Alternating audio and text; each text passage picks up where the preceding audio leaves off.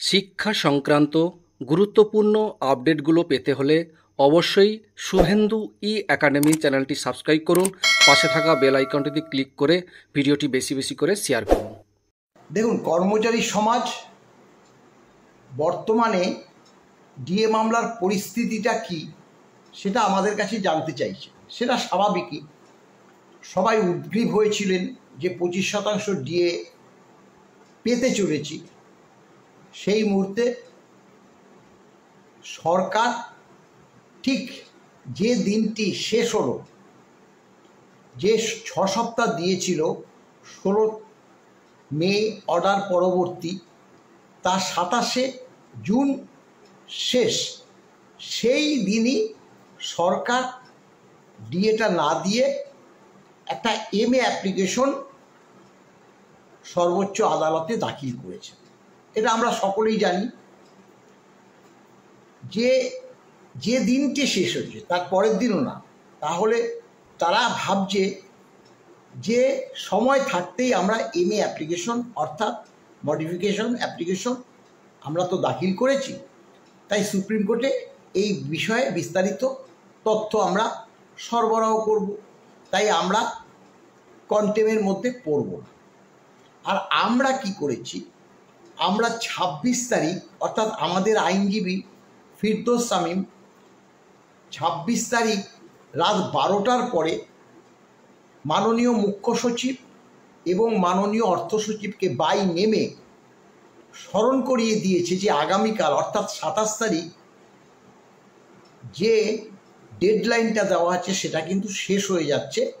আপনারা অবিলম্বে আগামীকাল অর্থাৎ 27 তারিখ ডিএটা দিয়ে দেওয়ার ব্যবস্থা করুন, না হলে কিন্তু আদালত অবমাননার যে মামলা সেই মামলা আমরা করতে চলেছি এবং এই যে আবেদনটাই সেক্ষেত্রে প্রযোজ্য হবে বলে একদম মেল করে সুপ্রিম কোর্টে পাঠিয়ে দেওয়া হয়েছে। এখন সরকার সেটা দাখিল করেছে সুপ্রিম কোর্টের যে প্রধান বিচারপতির বেঞ্চে। আমরা ভেবেছিলাম সরকার বোধহয় মেনশন করে একটা ডেট চাইবে এমএ অ্যাপ্লিকেশনের জন্য, কিন্তু 27 তারিখ পরবর্তী আজ পর্যন্ত সরকার কোনো মেনশন হিয়ারিংও করেনি, তারা হাত গুটিয়ে বসে আছে। আমরা যে পিটিশন করেছি আমরা পরিষ্কার বলেছি আদালত অবমাননার যে ফাইল দাখিল করেছি, পিটিশন দাখিল করেছি, সেটা মহামান্য সুপ্রিম কোর্টের যে বিচারপতি সঞ্জয় কারোলের বেঞ্চে সেটা কিন্তু দর্জ হয়ে গেছে। এখন সরকার প্রধান বিচারপতির বেঞ্চে অ্যাপ্লিকেশনটা অ্যাড্রেসটা করলেও তাদেরও কিন্তু সেটা বাইপাস করে সেই সঞ্জয় কারোলের বেঞ্চেই রয়েছে। তাদের ভয় ওখানেই যে সঞ্জয় কারোলের বেঞ্চে গিয়ে যদি এমএ অ্যাপ্লিকেশনের ব্যাপারে বলতে যায়, সরকারের কপালে আমাদের মনে হয় অশেষ দুঃখ আছে। তাই তারা যে 4 আগস্ট মামলাটা যে নেক্সট আছে সেই দিনই তারা উপস্থিত হবে।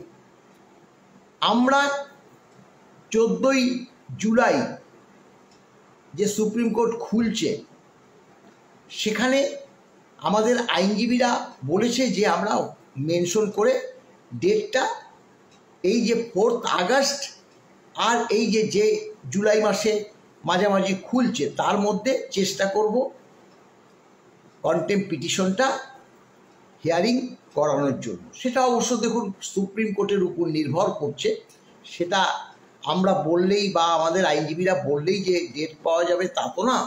তবে এটা বাস্তব সত্য যেটা 4 আগস্ট মামলাটা সুপ্রিম কোর্টে উঠতে যাচ্ছে। তখন মাননীয় যে বিচারপতি কি দেখবে, 50% মহার্ঘ ভাতা দিতে বলেছিল, তার পরবর্তীকালে 4 আগস্ট মামলাটা শুনবে। সরকার পক্ষের যে আইনজীবী মাননীয় অভিষেক মনু সিংভি বলল 50% এই মুহূর্তে দিতে পারবে না, তাহলে সরকারের মাজাটাই ভেঙে যাবে। মাননীয় বিচারপতি কনসিডার করলেন, ঠিক আছে আপনারা 25%ই দিন, তাও কমাবার চেষ্টা করেছিল, কিন্তু না, আর শোনেনি 25%। দেখুন, একটা কথা কিন্তু আপনারা মনে রাখবেন, আমরা কিন্তু মামলায় জিতে গিয়েছি, আমরা কিন্তু মামলায় যে ডিএ দিতে হবে সেই অর্ডারটাও পেয়ে গেছি। এখন এটা তো বাস্তব, সুপ্রিম কোর্ট যে অর্ডারটা দিয়ে দিয়েছে, সরকার যতই চেষ্টা করুক না কেন সেই অর্ডার কি আবার ফিরিয়ে নেবে? সেটা হতে পারে? একমাত্র মামলাটা আর কিছুটা সময় দেরি করার উদ্দেশ্য নিয়েই সরকার সুপ্রিম কোর্টে গেছে। তারা চাইছে এই করে করে যাতে ভোটের কাছাকাছি চলে আসা যায়। সেটা হয়তো, এটা আমাদের অনুমান, সেটা হয়তো চালাচ্ছে।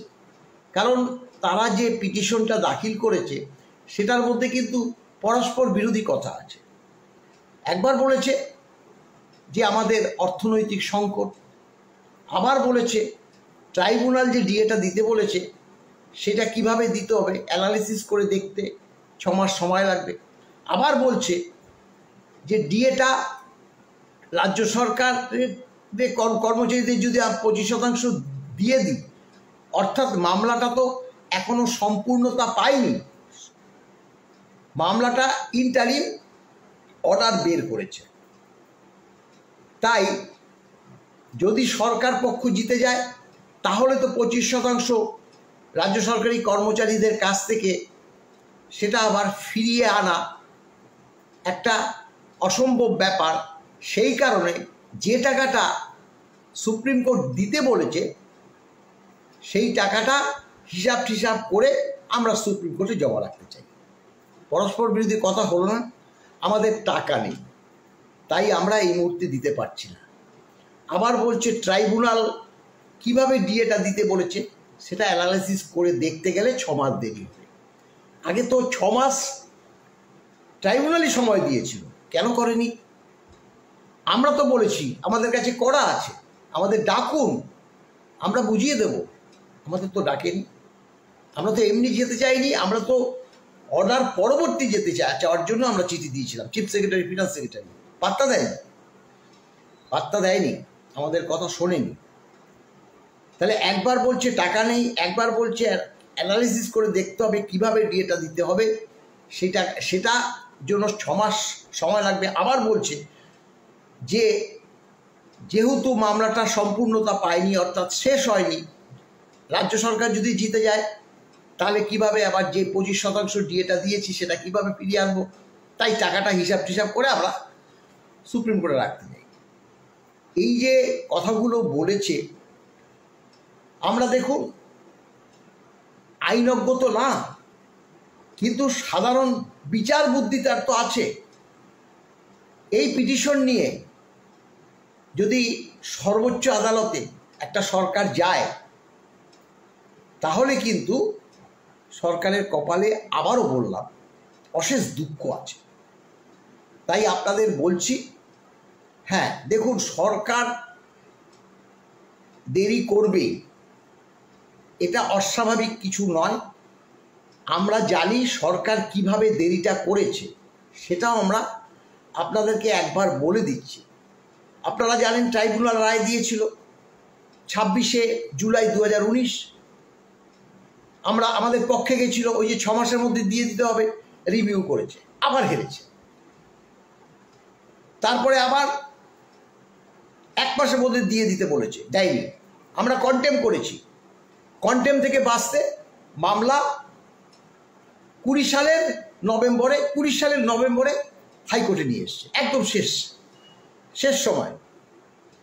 দেখুন 20 সালের নভেম্বর হয়ে গেল, অর্ডারটা বেরিয়েছিল 26শে জুলাই 2019, সেখান থেকে নভেম্বর 20 পর্যন্ত মামলাটাকে অতিবাহিত করেছে, গিয়ে হাইকোর্টে ফিরল। হাইকোর্টে 20 সালের ডিসেম্বরে মাসে থেকে শুনানি শুরু হলো। হাইকোর্টে সেই সময় পরবর্তী কোভিড শুরু হলোতে অনেকটা সময় চলে গেছে। তারপরে ডিটারমিনেশন হয় এই কোর্ট থেকে, এই বেঞ্চ থেকে আরেক বেঞ্চ, এই বেঞ্চ থেকে আরেক বেঞ্চ, এরকম বহু বেঞ্চ ঘুরেছে। শেষমেশ মাননীয় হরিশ ট্যান্ডন এবং রবীন্দ্রনাথ সামন্তের বেঞ্চে গেছে। সেখানে 20শে মে 2022 আবার আমাদের পক্ষে রায় গেছে, আবার সেটাকে রিভিউ করেছে, আবার আমাদের পক্ষে গেছে। 3 মাস সময় দিয়েছিল, সবাই জানা, দেয়নি। আমরা কন্টেম্প করেছি। চিফ সেক্রেটারি, ফিনান্স সেক্রেটারিকে হলফনামা দিয়ে বলতে হয়েছে যে কেন ডিএটা দেওয়া হলো না, হলফনামা সহকারে জানাও। দেখুন, হলফনামা সহকারে জানা মানে ওইটা হচ্ছে একদম এই কথাটাকে কিন্তু পরবর্তীকালে ফেলতে পারে না। সরকার বলেছে যে এই মুহূর্তে সরকারের কাছে টাকা নেই, আমরা সর্বোচ্চ আদালতে একটা এসএলপি করেছি, মহামান্য আদালত তাই আমাদেরকে কিছুদিন সময় দেওয়া হোক বলে তারা সুপ্রিম কোর্টে চলে গেছে। এবার সুপ্রিম কোর্টে চলে গেছে, সুপ্রিম কোর্টে দর্জ হয়েছে মামলাটা সেই নভেম্বর মাসের, মানে 22 সালের নভেম্বর মাস। ওদিকে 20 সালের নভেম্বর মাস হাইকোর্টে এসছে, 22 সালের নভেম্বর মাস সুপ্রিম কোর্টে গেছে। 28শে নভেম্বর থেকে শুনানি শুরু হয়েছে। দিনের পর দিন আপনারা জানেন, সেটা তো আর বিস্তারিত বলে সময় নষ্ট করার কোনো যৌক্তিকতা নেই। মাননীয় সঞ্জয় কারোল, তার যে বেঞ্চ, সেই বেঞ্চ দুটো হিয়ারিং বলতে পারেন। 14ই মে বলেছিল, সেদিনকে মাননীয় অভিষেক মনু সিংভি উপস্থিত ছিলেন না, সরকার পক্ষে আরেকজন আইনজীবী ছিল। তাকে বলছে আপনাদের 50% আগে মহার্ঘ ভাতাটা মিটিয়ে দিতে হবে, কারণ আমি এই সব ট্রাইব্যুনাল এবং হাইকোর্টের রায়, সবকটা রায় পড়েছি, এখান থেকে আপনাদের মানে পালিয়ে যাওয়ার কোনো পথই নেই। 50% মহার্ঘ ভাতা দিতে হবে। আমি এই মামলাটা আগামী 16 তারিখ, 14 পরে 16 তারিখ শুনব এবং মাননীয় অভিষেক মনু সিংভিকে কিন্তু ওই দিন অবশ্যই আদালতে উপস্থিত থাকতে বলবেন। আর যদি তিনি না পারেন, আপনিই থাকবেন, এই কথাও বলে দেবেন।